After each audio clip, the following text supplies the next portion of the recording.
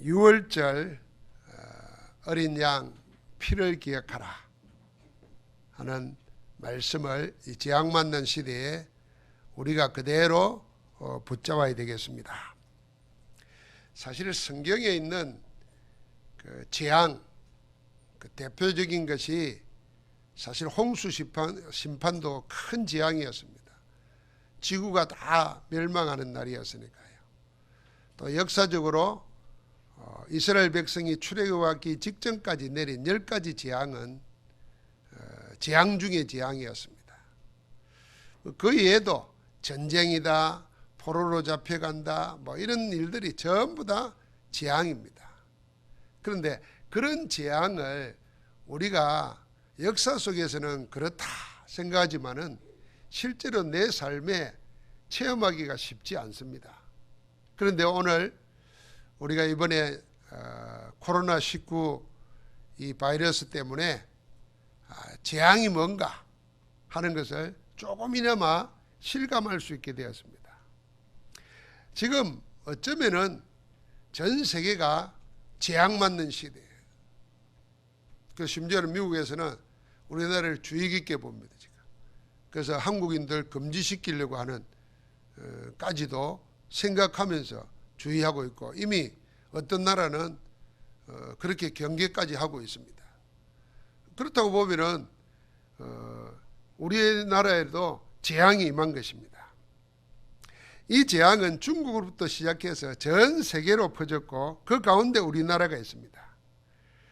특별한 것은 이렇게 지역 감염이 확산된 데는 불건전한 종교 집단도 있습니다.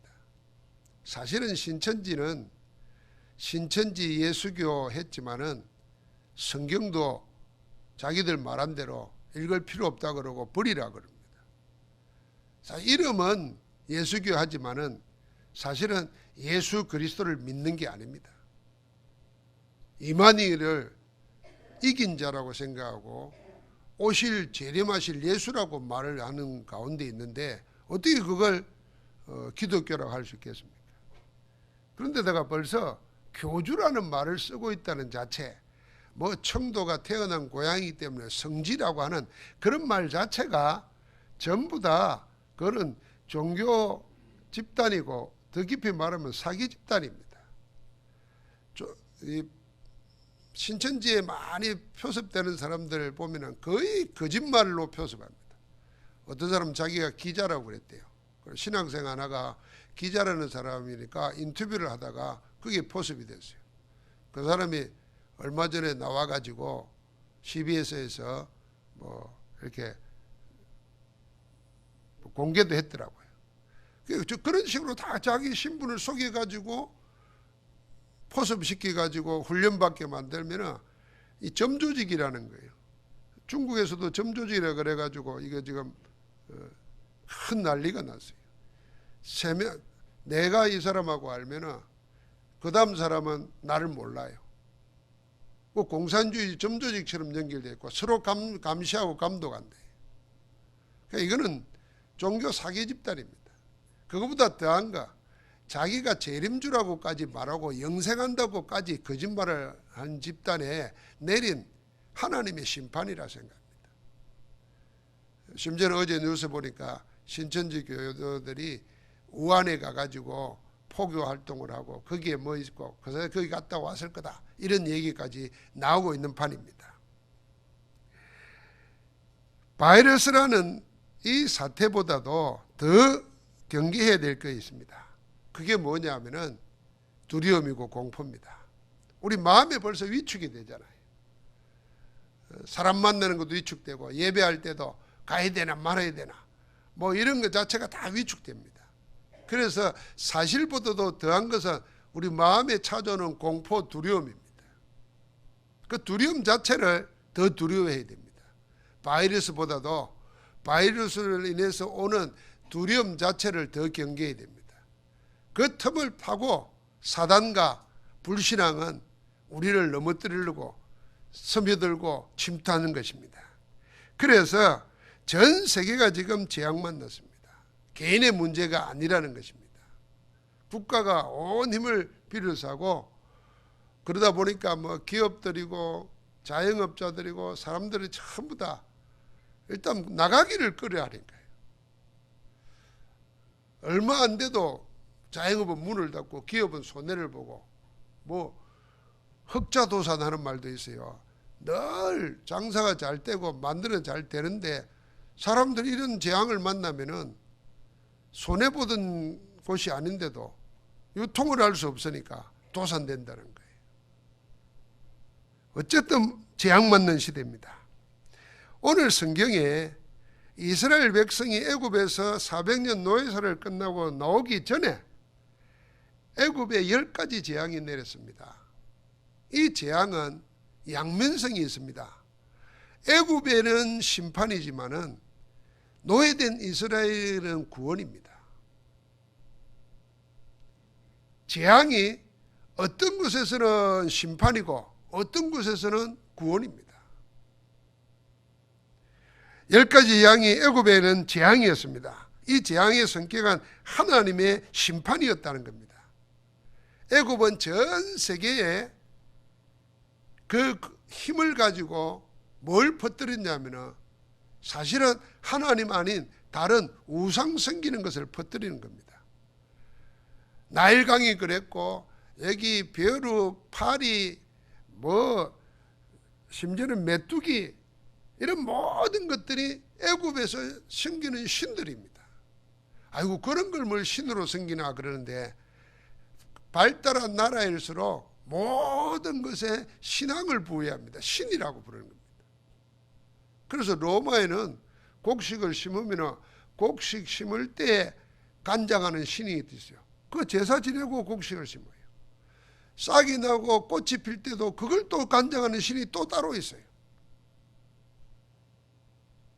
이런 신앙들은 없어져 버린 게 아니고 지금도 인류의 DNA 속에 뿌리 박히고 문화 속에 있어가지고 사람들이 자꾸 하나님 아닌 다른 것을 피조물을 신으로 섬기는 그 우상숭배입니다. 애굽은 그걸 퍼뜨리고 있었던 거예요. 그래서 하나님께서 10가지 재앙을 통해서 뭐냐면 그 신이라고 하는 거가 그 우상이라고 하는 것을 침으로써 애굽을 심판하시는 겁니다. 재앙은 우상숭배하는 애굽을 치는 것입니다.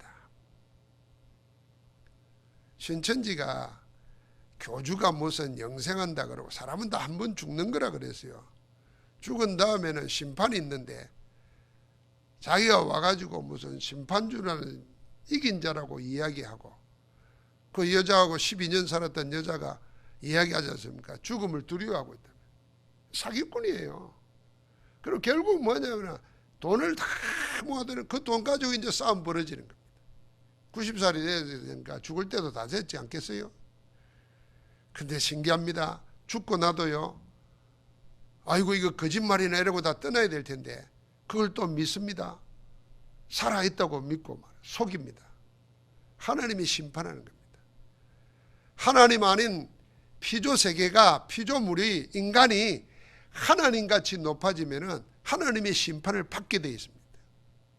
사단이 그렇게 심판을 받은 것이고 인류의 모든 왕들이 하나님 없는 왕들이 하나님까지 높아지려다가 멸망당하고 심판받는 것입니다. 재앙은 그 도구로 쓰임받는 겁니다. 세상에 앞으로 이런 심판은 더 일어날 수밖에 없습니다. 왜냐하면 하나님 인정하지 않고 자기가 하나님 되어 있고 이거는 최고의 권력자나 최고의 힘을 가진 자만이 아닙니다. 아무것도 없는데도 그 마음에 하나님을 받아들이지 않는 자, 자기가 하나님 되어 있는 자, 자기 중심으로 되어 있는 자, 그건 하나님 받아들이지 않는 거거든요. 재앙이 임하고 심판받게 되어 있습니다. 그런데 이 심판이 노예된 이스라엘에게는 출애굽이라는 기적을 보게 됩니다. 이 재앙이 오히려 구원의 기회가 되는 것입니다. 그래서 성경에 보니까 하나님께서 10가지 재앙이 내리는 가운데도 이스라엘만 구별하여 구원하십니다. 구별해서 구원했다는 것입니다. 10가지 재앙이 내릴 때 네 번째 재앙이 내릴 때요 8장 22절에 보니까 이스라엘이 사는 고센 땅을 구별하여 파리 재앙이 내릴 때거든요. 이 땅에 내가 여호와임을 알게 하리라 그랬습니다. 아니 파리들이 막 애굽에 왕이 거하는 왕궁이까지도 들어가서 재앙으로 임하는데 이스라엘이 사는 고센 땅 따로 저 바깥에 구별해 놓은 그 땅에는 파리가 임하지 않았어요. 그러면서 하나님이 말씀하시기를 내가 이걸 통해서 여호와임을 알게 하겠다. 누구에게요? 이 땅 백성들에게, 애굽 사람들에게 구별했답니다. 여섯 번째 재앙이 내릴 때도 그랬습니다. 9장 6절에 보니까 가축이 다 죽는데 이스라엘 사람들이 키우고 있는 가축은 하나도 죽지 않았다 그랬습니다. 일곱 번째 재앙이 임할 때도 그랬습니다. 9장 26절에 보니까 애굽 전역에 3일 동안 흑암이 꽉 찼습니다. 10장 23절입니다. 9절 아홉 번째 재앙 때 3일 동안 흑암이 꽉 차놓으니까 볼 수가 없어요. 그러니까 볼 수 없으니까 일어날 수도 없어요. 다닐 수도 없어요. 그런데 하나님께서 애굽 전 지역이 3일 동안 그런데도 이스라엘이 가는 그 땅에는 빛이 있었더라 그랬습니다. 흑암과 빛을 대조시킵니다. 구별했습니다. 이런 큰 상징적인 의미가 있습니다. 하나님 없는 심령 속에, 그리스도 없는 심령 속에 흑암이 꽉 자리 잡고 있습니다. 그러나 하나님과 함께하는 그리스도 있는 심령 속에는 빛의 자녀라 구별하신 것입니다. 우박이 내릴 때도 그랬습니다. 이 전부가 하나님께서 이스라엘을 구원하시기 위해서 구별해서 역사하시는 겁니다. 그래서 재앙은 반드시 나쁜 것만도 아닙니다. 하나님의 심판과 하나님의 구원이 동시에 일어나고 있습니다. 그걸 구별해서 하시는 겁니다. 재앙 가운데서 하나님은 만들어진 우상이, 사람이 만드는 피조물이 신이 아니고 내가 여호와임을 알게 하겠다 그랬습니다. 그래서 그리스도 있는 자에게는 하나님이 구별하여 구원하는 은혜가 넘칠 줄 믿습니다. 그래서 그리스도 영접한 자에게는 하나님 나라가 임한 겁니다. 하나님 나라에 임한 자가 세상 나라를 살리는 것입니다. 하나님 나라에 임한 그곳에 사단의 나라는 무너지는 것입니다. 그게 구원의 역사입니다. 이 구원의 역사가 일어난 날을 기념해서 하나님은 영원한 규례로 지키라 하십니다. 그래서 우리는 항상 유월절 복음의 비밀을 누리고 살아야 됩니다. 이 재앙 맞는 시대는 더더욱이나 유월절 복음의 어린 양의 피의 능력을 누리고 사는 것입니다. 그게 복음 누리고 사는 것입니다. 모든 재앙의 끝이 뭐냐? 애굽에서 처음 난 것이 다 죽는 겁니다. 짐승에 처음 난 것도 죽고, 가난한 백성에 처음 난 것도 죽고, 심지어는 왕에 처음 난 것도 다 죽습니다. 그런데 하나님께서 이스라엘 백성들에게 이 죽음의 재앙, 장자 죽음의 재앙을 피할 수 있는 길을 열어주셨습니다. 그게 뭐냐? 양을 잡아가지고 그 피를 문 지방과 문 임방에 바르는 겁니다. 문틀에 다 바르라는 겁니다. 그러면은 죽음의 재앙의 신이 그 피를 보고 넘어가리라 그랬습니다. 그 집에 들어오지 않도록 하신다 그랬습니다. 오늘 23절 말씀에 문설주의 피를 보시면은 여호와께서 그 문을 넘으시고 멸하는 자에게 너희 집에 들어가서 너희를 치지 못하게 하실 것입니다. 이게 유월입니다. 패스오버 시킨다는 겁니다. 왕의 권력을 가지고도 죽음의 재앙을 막을 수 없습니다. 어떤 종교 집단이 사기적인 속임수를 가지고도 죽음의 재앙을 막을 수가 없습니다. 죽음을 이길 수 있는 것은 사람의 권력이나 힘이 아니라 하나님의 비밀, 복음에 있습니다. 어린 양의 피를 바르는 그 집을 하나님이 넘어가게 했습니다. 그리고는 우리 보고 뭐라 그러냐면 그 집 안에 거하라 그랬습니다. 그리스도 안에 거하라는 것입니다. 누구든지 그리스도 안에 있는 자에게는 날마다 하나님의 지키심을 받고 보호하심을 받고 새로운 피조물의 응답을 받습니다. 하루하루가 새날이 되는 겁니다. 그리스도 안에 있는 자에게는. 그래서 방주 안에 들어간 자는 홍수 심판의 재앙에 죽지 않았습니다. 새로운 인류의 조상이 되었습니다. 여기 문지방에 피를 바른 그 양의 피 바른 집안에 거하는 자에게는 죽음의 재앙이 임하지 않았습니다. 그리스도 안에 있는 자, 교회 안에 있는 자, 그리고 교회로 사는 자, 교회를 세우는 자, 그게 문설주의 피 바른 집안에 거하는 것입니다. 여러분, 우리가 교회가 왜 중요합니까? 교회당은 문을 닫아야 될지 모릅니다. 재앙이 임하면. 그렇잖아요. 정치 체제가 공산주의로 바뀌어도 문을 닫아야 될지 몰라요. 공산주의가 아니라 자본주의 국가에서도 불신앙이 일어나고 3단체의 세력들이, 흑암의 세력들이 일어나면 그 일어나는 첫 번째 증거는 뭡니까? 교회를 안 갑니다. 경제가 어려워집니다. 교회가 문을 닫습니다. 그러나 교회는 문을 닫히지 않습니다. 교회당은 닫을 수 있지만 교회는 닫을 수 없습니다. 하나님이 피로 사신 교회이기 때문에, 지금도 성삼위 하나님이 함께 하시는 교회이기 때문에, 교회를 통해서 세상을 살리려고 하는 하나님의 마지막 보류가 교회이기 때문에 교회는 문이 닫히지 않습니다. 그래서 제가 이번 주간에 막 전부 다 그러잖아요. 임마누엘 설교부터 교회 오지 말라는 거예요. 그쪽 지역에도 생겨서 영상으로 다 예배하고 다른 모임 일체 없고, 그리고 국가에서도 그렇게 장려를 하고 자제를 요청하니까 마음에 이런 생각이 들었어요. 야, 그러면은 우리는 어떻게 할까 생각하다가, 제가 아까 말한 처럼 초대교회가 로마의 박해시대 때 어떻게 예배했을까?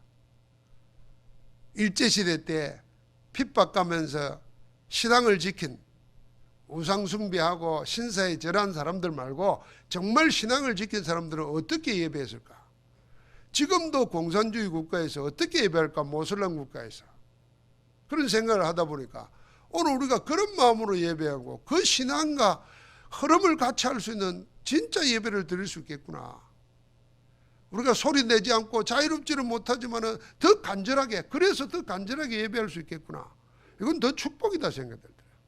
여러분, 지금까지 개인 예배 안 했던 분들은요, 정말 개인 예배를 살리십시오. 개인의 기도의 단, 말씀의 단을 있는 곳에서 쌓으시기 바랍니다. 내 혼자 있을 때는 마스크 할 필요 없잖아요. 같이 있으면 마스크 해야 되지만 혼자 있을 때는 마스크 할 필요가 없잖아요. 정말 그 예배의 단을 회복하는 겁니다. 그게 교회 안에 거하는 겁니다.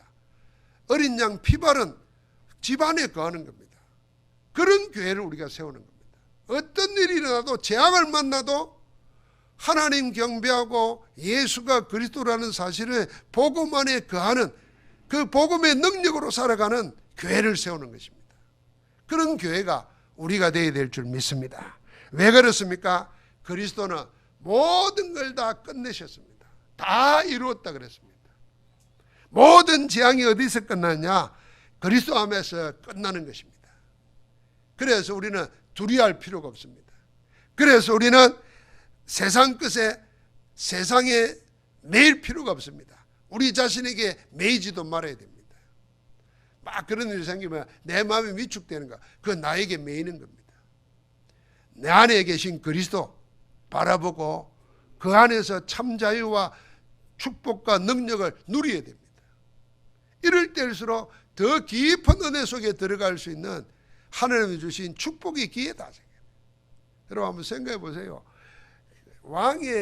왕국에도 왕도 재앙을 당하는데 노예 신분에 하나님의 보호를 받고 있어요. 그래서 하나님을 그 노예된 이스라엘 백성들을 통해서 드러내시는 겁니다. 아마 우리 시대에 다 두려워하고 염려하고 하는 때에 우리를 구원하시고 모든 재앙을 끝내버리신, 지금도 우리와 함께 하시는 그리스도의 능력으로 살아가는 우리를 통해서 하나님이 영광을 받으실 줄 믿습니다. 그래서 지금 함께 하시는, 나와 함께 하시고 우리와 함께 하시고 이 모든 것을 통해서 하나님의 계획을 이루시는 위드 임마누엘 원내스의 축복을 보이는 겁니다. 하나님께서 이스라엘 백성들에게 이렇게 말했습니다. 너희는 이 일을 규례로 삼아 너희와 너희 자손이 영원히 지킬 것이니라. 그래서 유월절 절기를 만들었습니다. 그 다음에 뭐죠? 26절에 이후에 지금 첫 번 유월절을 지낼 때 없었던 후대들이 나오면은 이게 뭐냐고 물을 거란 말이에요. 절기를 지킬 때. 그때 이렇게 말해라 그랬습니다. 그게 27절입니다. 같이 한번 읽어보겠습니다. 너희는 이러기를 이는 여호와의 유월절 제사라. 여호와께서 애굽 사람에게 재앙을 내리실 때에 애굽에 있는 이스라엘 자손의 집을 넘어사 우리의 집을 구원하셨느니라 하라 하며 백성이 머리 숙여 경배하니라. 애굽 사람에게 재앙 내릴 때에 여기 이스라엘 사람에게 이르지 아니하고요, 애굽에 있는 이스라엘 집을 구원하셨다 그랬어요.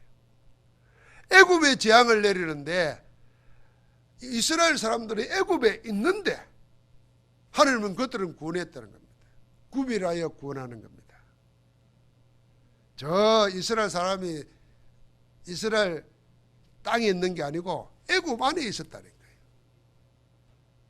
우리가 세상, 재앙받는 세상에 살아갑니다. 세상 속에 있습니다. 그러나 하나님은 그리스도 안에서 우리를 구별하여 지키십니다.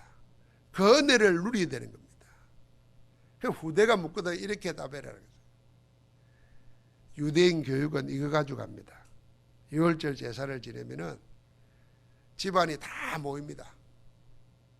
그러면 집안의 제일 어른이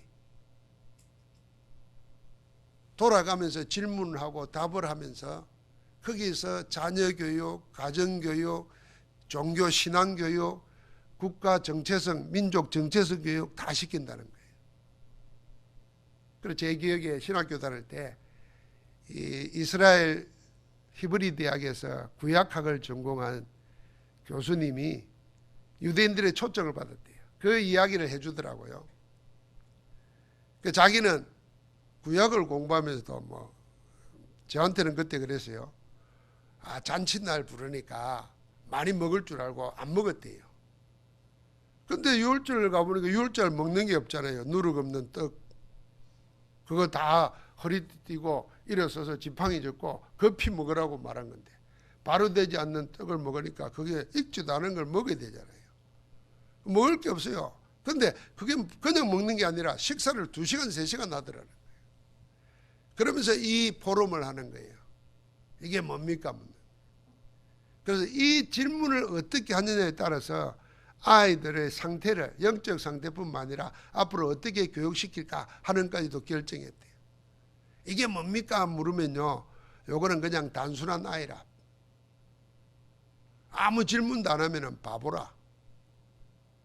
그런데 이게 내하고 무슨 상관이 있습니까? 이러면 이거는 악한 놈이라. 이게 부모님들에게 이게 나에게 무슨 의미가 있으면 얘는 똑똑한 아이라. 얘는 교육시킬 필요도 없다는 거예요. 수십 년이 지나고 수백 년이 지났는데 그 의미를 자기하고 연관을 시키니까 이거는 얘는 똑똑한 아이라는 거죠.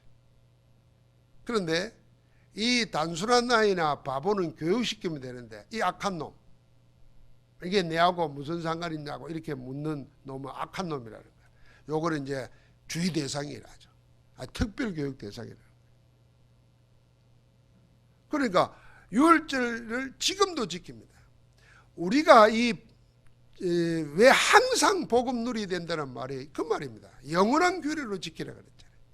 그러니까 매일 항상 언제나 어디서나 뭘로? 죄와 저주 재앙 속에서 구별하여 구원하신 하나님의 은혜, 그리스도의 복음의 비밀, 이걸 누리는 것입니다. 그것으로 살라는 것입니다. 그래서 여러분, 내가 이런 재앙 맞는 시대에 모든 것을 경계하고 위축시키는 시대에 우리는 더 풍성한 그리스도의 복음을 누리는 기회로 삼아야 됩니다. 좋잖아요. 내 개인이 말. 그래서 삼오너를 가지고 매일 작은 작품을 만드는 겁니다. 매일 만드는 겁니다. 그때 인생 작품이 나올 겁니다. 하나님은 우리에게 인생 작품을 남기는 기회로 이스라엘이 가장 어려울 때, 사방에 재앙이 둘러싸여 있을 때 하나님은 영원히 기념될 만한 사건을 일으켜서 복으로 줬습니다. 우리는 지금 축복받을 시간표다 생각하고 정말 하나님의 능력 가지고 세상 살릴 수 있는 복음이기에 신천지는 이제 내일 이만희가 기자회견을 한다는데 기자회견 할 게 아니라 무릎 꿇고 회개하고 용서를 구해야 돼요. 하나님 앞에서. 하나님이 하나님처럼 높아지고 하나님같이 되어 있는 자를 우리 눈앞에서 심판하시는 재앙입니다. 이거. 그래서 우리는 두려워할 필요가 없습니다. 여러분, 왜 중국입니까? 중국이 우리가 여러분이 생각하는 그런 중국이 아닙니다. 지금은 우리나라의 경제의 30%가 다 중국으로부터 지금 혜택받고 있습니다. 중국은 미국과 쌍벽을 이루고 있는 G2 국가입니다. 그런데 왜 저런 재앙이 내리겠습니까? 하나님 부인하고 교회 무너뜨리고 심지어는 교회 안에다가 시진핑 얼굴 내밀어 놓고 모태동 때도 그리 안 했어요. 개혁 개방을 일으킨 덩소평도 그리 안 했어요. 그런데다가 공산당 성경을 만들다 그래요. 지금도 공산당에서 허락한 신학교에서 공부해야 기독교 목사라고 하고 그래서 성경보다는 공산당이 시키는 대로 설교해야 돼요. 그 검열에 늘 합니다. 이런 하나님 아닌 공산당을 섬기고 사람을 우상숭배하는 것을 섬기는 데 대한 재앙이 임하는 겁니다. 그건 우리에도 마찬가지입니다. 우리가 하나님을 예배하는 자로 살지 아니하고 나를 예배하는 자, 그게 하나님을 받아들이지 않는 거거든요. 재앙이 임하게 되어 있습니다. 그러나 하나님을 인정하고 우리를 구원하신 그리스도 안에서 항상 사는 자에게는 하나님이 구별하여 구원하시는 하나님의 보호 속에 지키시는 응답의 축복을 누릴 줄 믿습니다. 그 은혜 속에서 이 재앙의 때를 축복의 시간으로 누리고 살기를 주의 이름으로 축복합니다. 하나님 감사합니다. 유월절 양의 피 예수 그리스도의 복음의 능력을 24시 항상 누리고 사는 정인으로 세상 살리게 하옵소서. 모든 주의 백성들이 자기 심령에 영혼에 내 가정에 내 일터에 유월절 어린 양의 피를 바르고 그 안에 거하는 축복으로 충만케 하옵소서. 재앙이 들어오지 못하고 넘어가 버리는 하나님의 증거가 있는 축복을 누리게 하옵소서. 그리스도 예수 이름으로 기도하옵나이다. 아멘.